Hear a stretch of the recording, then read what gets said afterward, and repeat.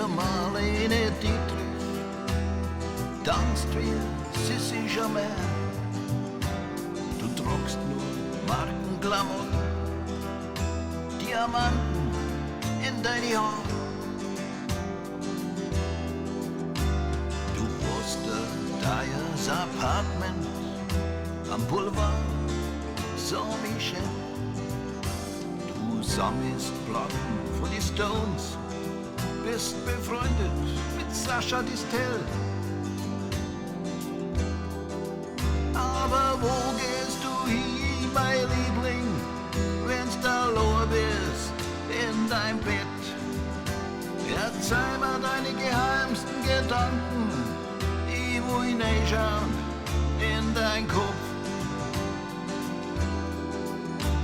Deine Zeugnis, die sind super, von der Sorbonne.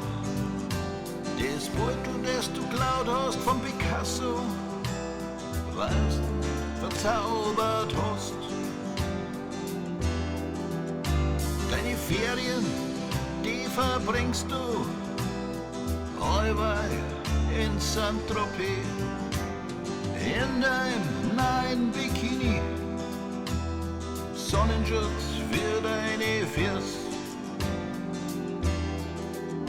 Im Winter bist dann in St. Moritz mit allen anderen vom Jet Set. Du nimmst an deinem Napoleon Brandy, aber deine Lippen sind nicht feucht. Aber wo gehst du hin, mein Liebling, wenn's da lohr bist in dein Bett? Erzähl mir deine geheimsten Gedanken, ich will hineinschauen in dein Kopf.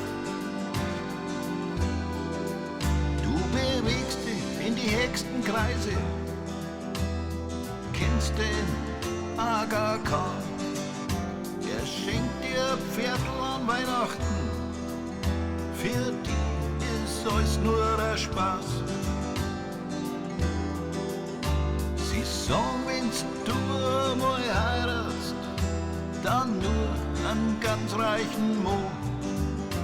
Sie wissen nicht, wo du herkommst, und interessieren tut's es nicht.